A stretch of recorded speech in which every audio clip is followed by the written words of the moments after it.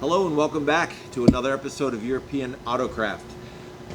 If you got a chance to see the videos on the older car wiring diagrams, the current flow diagrams, that's great. I hope it helped you. Wasn't our most popular videos, but the people that did see them, I hope they could help. If you have any questions about them, let me know. We still have them. We can go over a couple things if that's necessary for your car.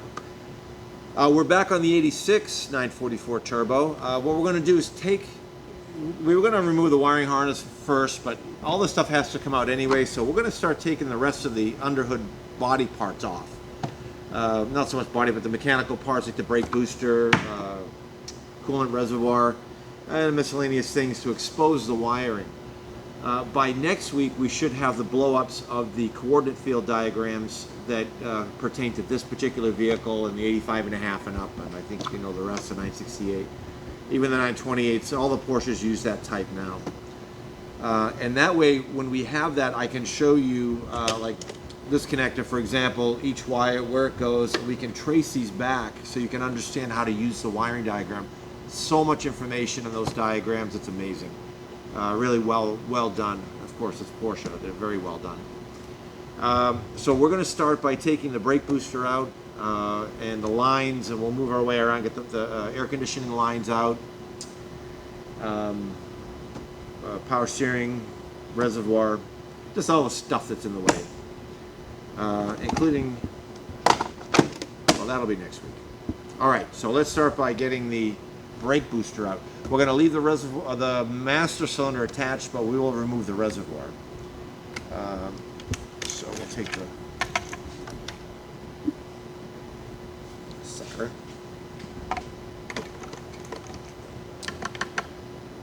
These work great for brake fluid, power steering fluid. The only thing is when you're done with it, rinse it with water so it stays nice and clean inside.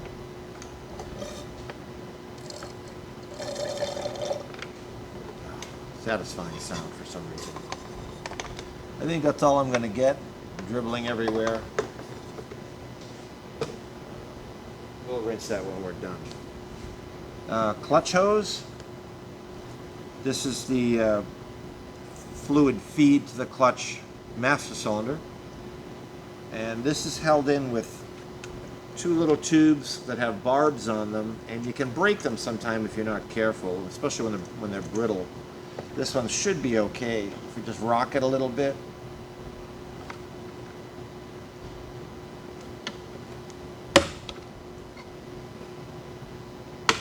We couldn't get all the fluid out, so we got a little bit of a mess. But those just get stuck down inside the grommets in the master cylinder. If you're not changing the brake master and you're taking this off for whatever reason, if it's really crudted up and you want to clean it out, always replace these little grommets. You can buy these separate. We're replacing the master because it's just very, very old. But these are the little grommets that go down inside and they seal. And then the little flare on the end gets stuck underneath. It's a good system. It works well. Now the brake lines. See. There it is. My 11mm wrench is on vacation, so we're using a 7/16, which fits really nice. It's also a flank drive, so it bites the fitting really well. Okay, that's not going to work. This is a brake pressure regulator for the rear.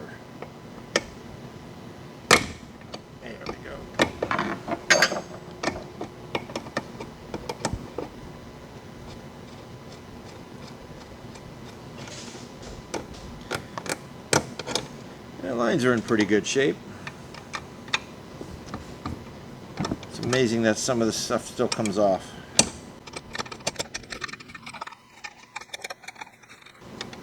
I'm not sure what we're going to do with these lines. You know, they're in good shape, but they just look old. A little bit of corrosion. I might make new lines. We'll see. See when the time comes. Yeah,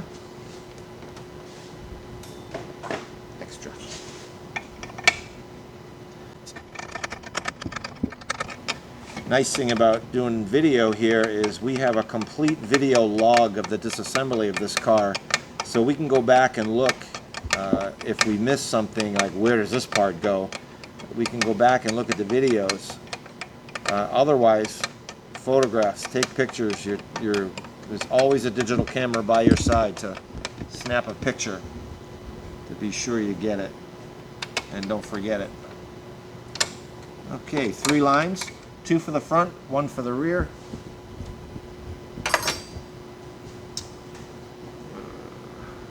And not going to bother taking the master off. I'm sure it's leaking into the booster. It's what they do.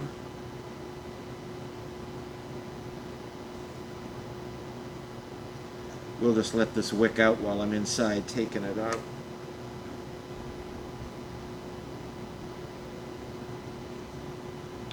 Good enough. Alright, so I'm going to go inside, disconnect the brake pedal, and there are 3 studs on the booster that go through this firewall with 3 nuts. Simple.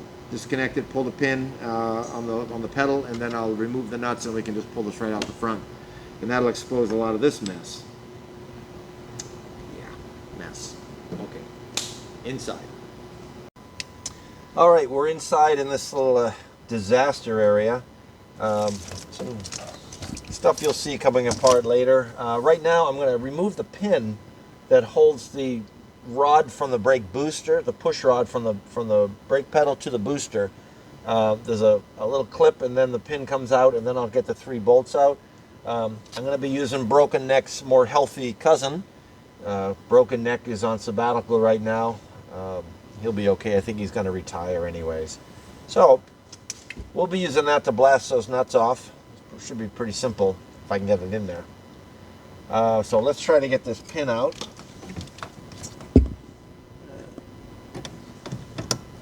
Okay, that's harmless.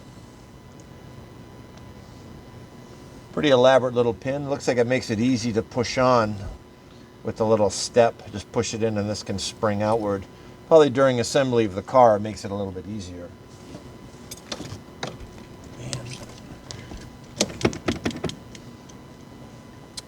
That's not going to come out. I'm going to have to get a hammer and just gently tap that out. It's not looking like it's going to budge. I should say it's looking like it's not going to budge.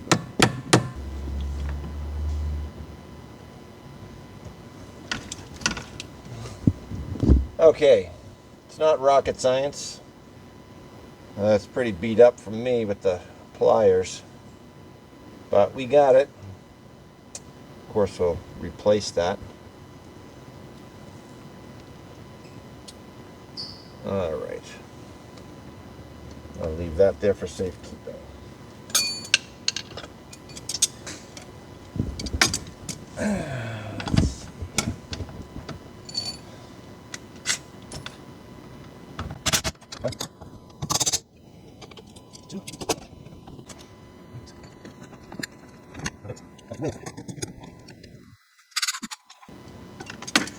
Oh.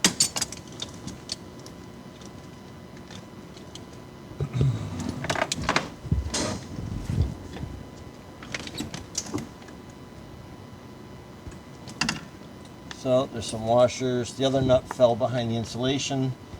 We'll get that after.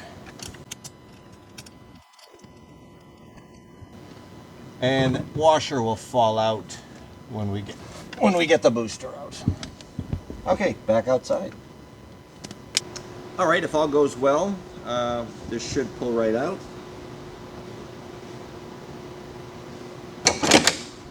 All went well for once. Okay, there's our booster. We'll probably get a new one or get this one rebuilt. Of course, a new master cylinder. We'll clean up some of the hardware. Definitely that pin. That pin was tough, but I won. Okay. What else do we have here? AC lines. These brake lines we'll take out.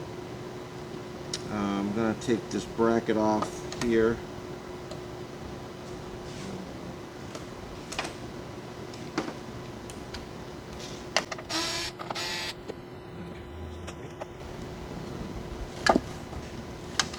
Save a little confusion, I'm going to leave the hoses connected.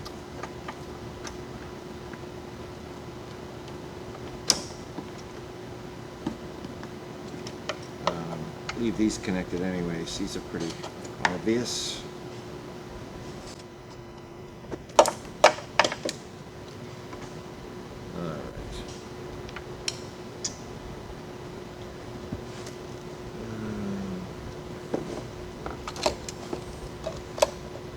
Most of these plugs have a key on the back that's a drop in and then slide to lock. They come out fairly easy, so it makes this assembly kind of nice. That can stay for now. We'll get to the harness later. This harness. What's next? I think we'll get the brake lines out of the way. These will be a little tricky because they're bent, but I think we can get them out without too much trouble. Plug this connector for the wiper motor, and let's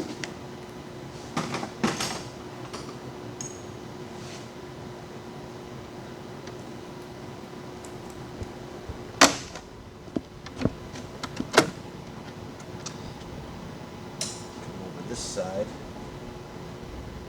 Alright, so now we're on the right side of the car where these lines go through a bulkhead fitting, and they're just clipped in with these little plastic clips. So you can see the one over there. There's a double over here because the both lines go through it.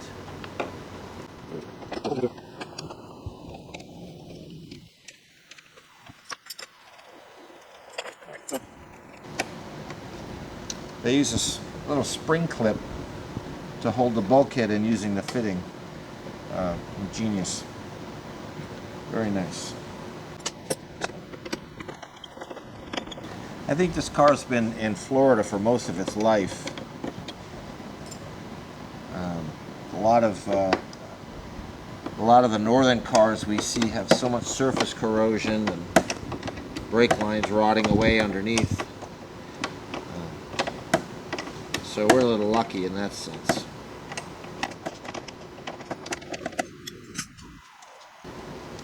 I don't want to bend the lines too much because I'm going to have to remake these.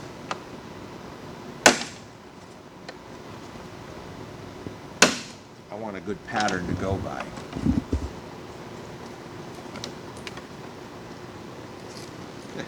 That's going to be fun. There's our clip.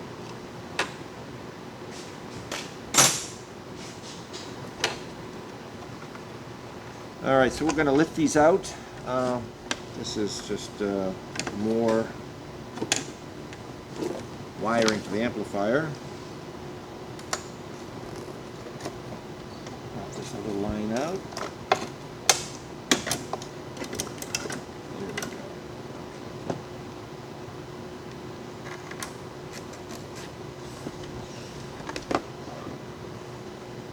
That's a split grommet. Should be easy to get these lines through. Probably could have gone the other way, but there we go. So they look good.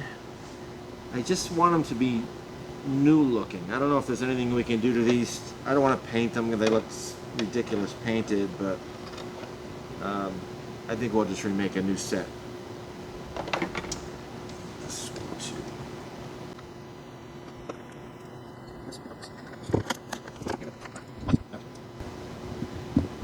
Thing is, I don't know if I'll get the plastic. I'll have to, when I make the new lines, I'll try to get a piece of plastic tubing to go over it so they look the same. Okay, brake lines. Now, let's see.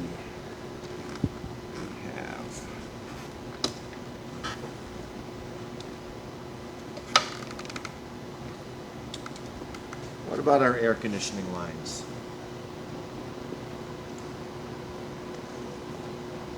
Those should be easy. Got the wrong bolt in there. And our Adele clamp.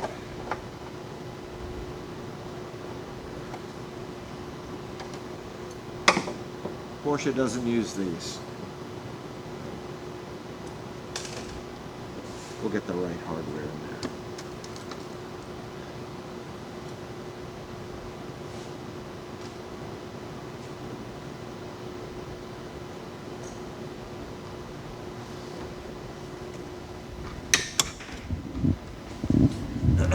Okay, there's our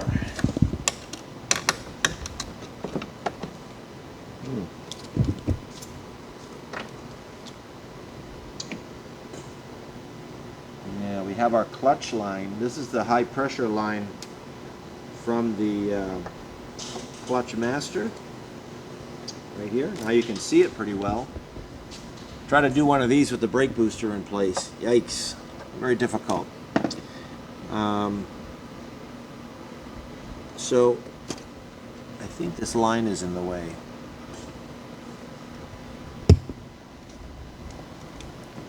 So let's just take that out of the way.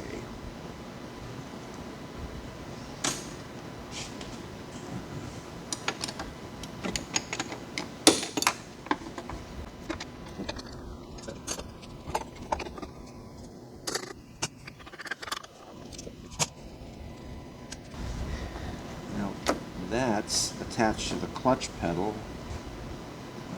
Let's see. Should have disconnected it from the clutch pedal first. What size line is that?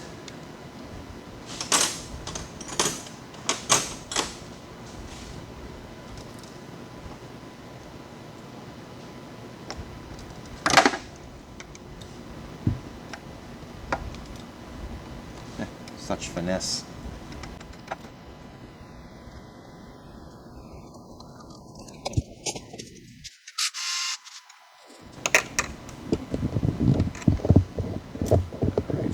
So I really did not have to unbolt this. We're going to take it off anyways, but it's not disconnected from the clutch pedal, so that's okay.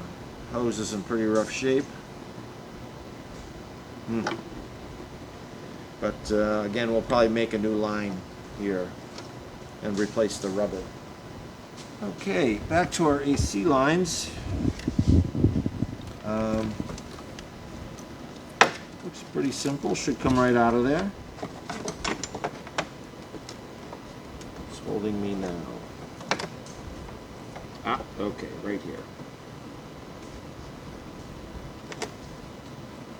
Another Adele clamp, and someone didn't disconnect it from the receiver dryer.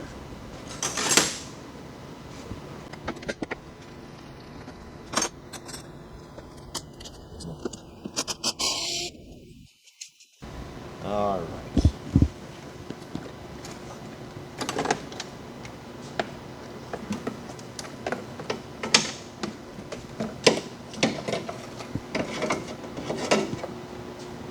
Now you can imagine how difficult this would be with the engine in.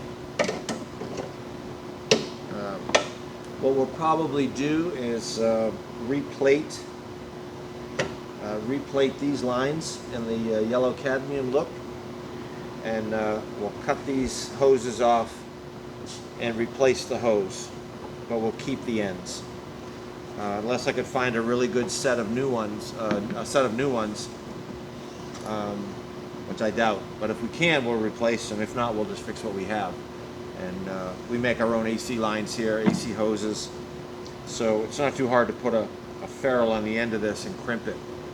So we can make them look close to factory. Pretty nice. I think the owner of this car is going to get them dirty anyways, but that's okay. So what else? I guess not much to this. We can take that out. Coolant reservoir. Expansion tank.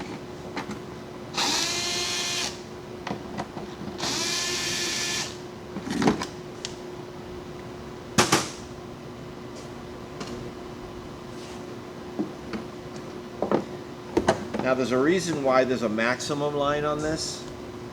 If you ever open the hood of your car and see that this is all swollen, If the coolant doesn't have room to expand, it'll expand the hoses. If it's still not enough, when this gets hot and the pressure builds up, there's not a lot of airspace in here, it actually expands and destroys the reservoir. So pay attention to your minimum and maximum lines. It's very important not to overfill it.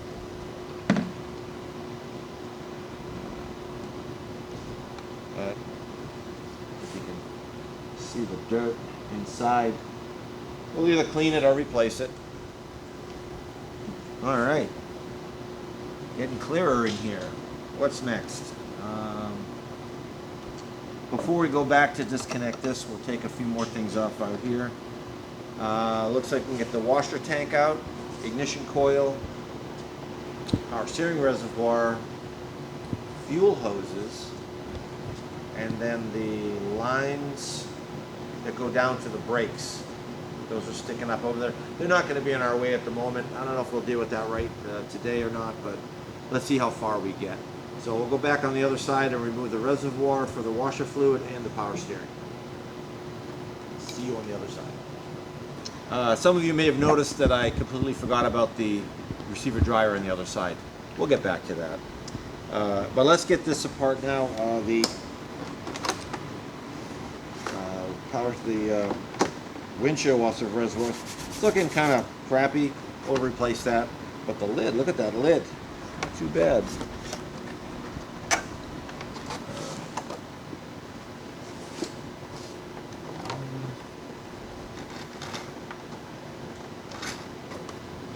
The grommet is like stuck.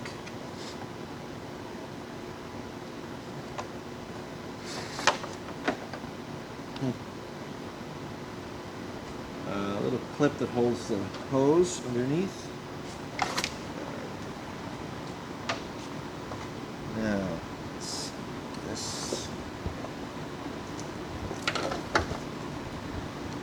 electrical connector on the pump.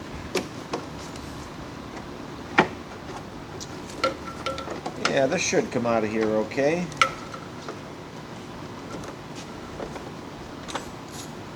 We have one here, one bolt underneath. In case you couldn't see that, this goes into a larger hole with the bolts, and then there's a spacer, and then another washer, and then a nut. A little overcomplicated for a reservoir. I have to look in the parts diagram, make sure that this is correct for that. And very dirty. Now, will this come out? We have another bolt. Yes.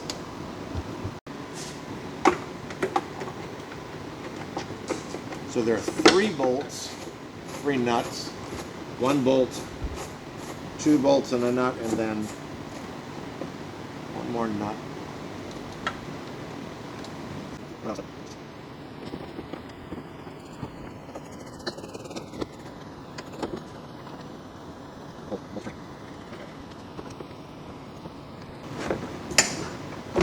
Okay. Now we can get the reservoir.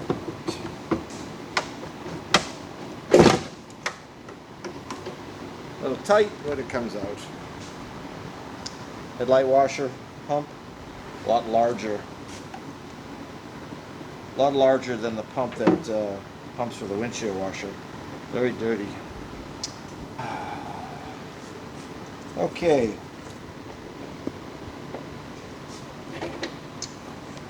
When we get underneath, I'll show you the bolt on the bottom that is captured by this bracket, which is the toe-down hook. You can get a wrench up underneath behind it, but you can't remove the bolt until that comes out. Okay, so ignition coil.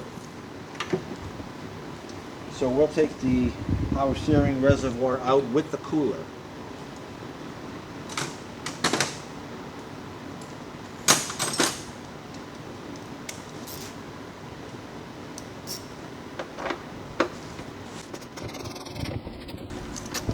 This is just another Adele clamp on the oil cooler, the power steering oil cooler, power steering fluid cooler. It's all oil, it doesn't matter.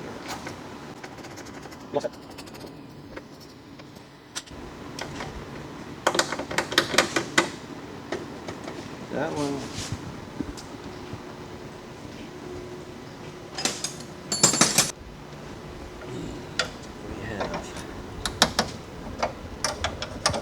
A nut and a bolt right here. I'm going to leave this assembly together. That'll be cleaned on the bench, and probably we'll take it apart, repaint the brackets, and then reassemble it before we put it back in.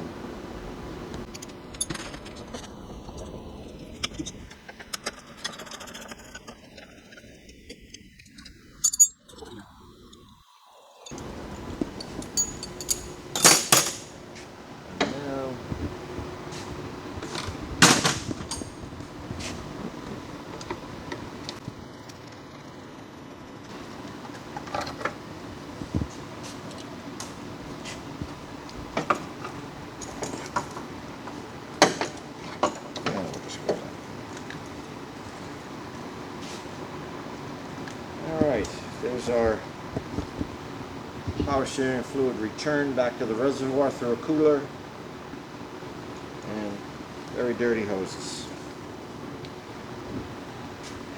And lastly, ignition coil.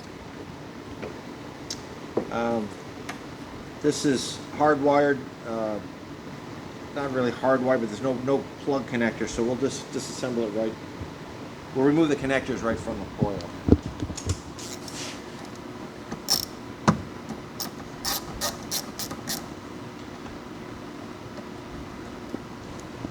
The positive and negative sides of a coil have different sizes.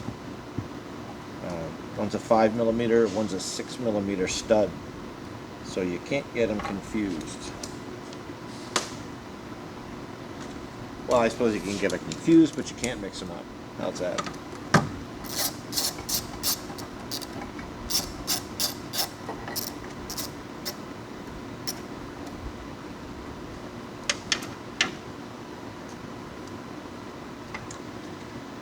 I see a brand new ignition coil in our future.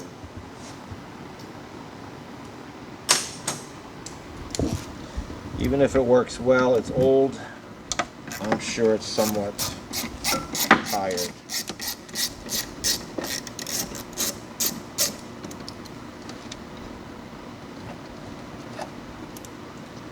Alright, there's our coil. Brackets welded, of course, so that stays. Same with the power steering. Just awesome engineering. But you already knew that. Because you have a Porsche. All right.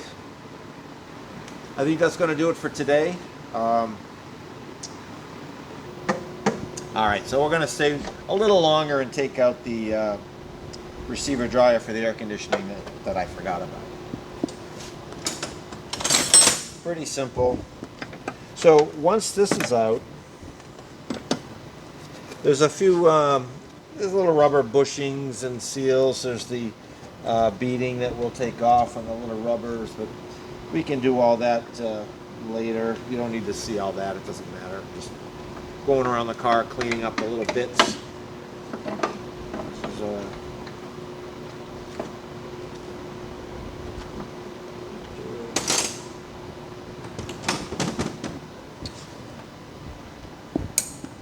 some of these zip ties are reusable, which is kind of nice. I don't know how well they'll hold up over the years, but you can actually, well, that one's broke. But some of these you can actually release it as a tab to release the zip tie. That one broke.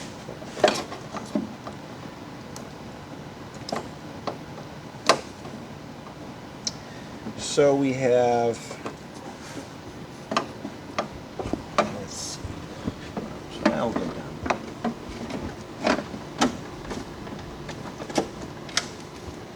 All right. On our high pressure side, we have a temperature sensor, because refrigerants use the scale for pressure and temperature are very, very close. So they can use temperature to sense how much pressure is here and turn on the cooling fans. Problem is, when you convert to 134, that pressure and temperature differential is not the same. So what we'll be doing is, well, we can't change this over to a pressure switch because there's no port here.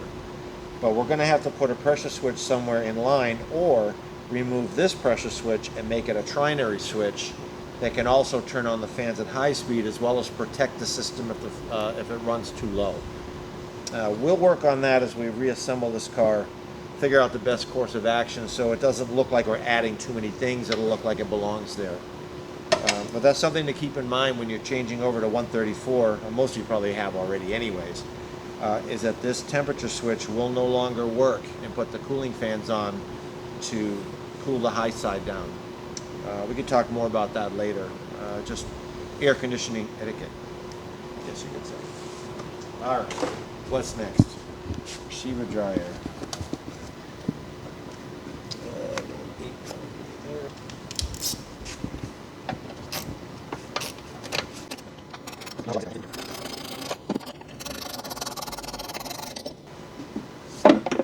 All right, receiver dryer. I'm going to put this clamp back in the bolt back in the clamp, and then remove the whole clamp.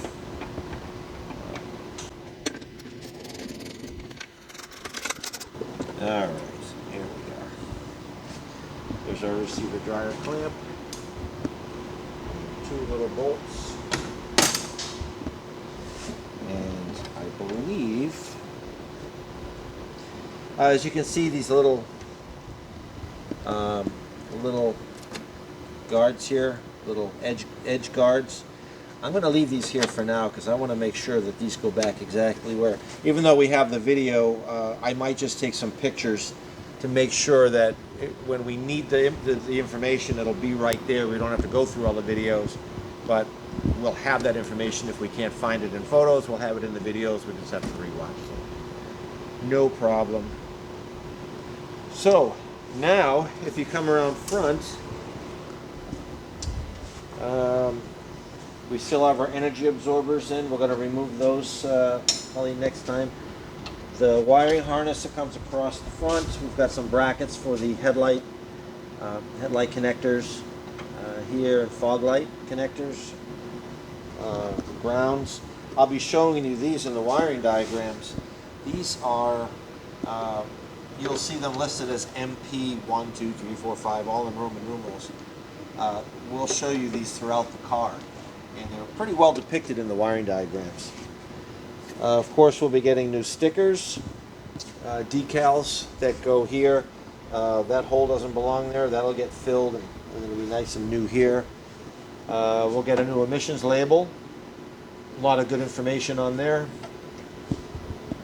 And yeah, you'll see it progress. We'll get the fuel hoses out next time because we have to go up underneath the car and remove them from the floor all the way back.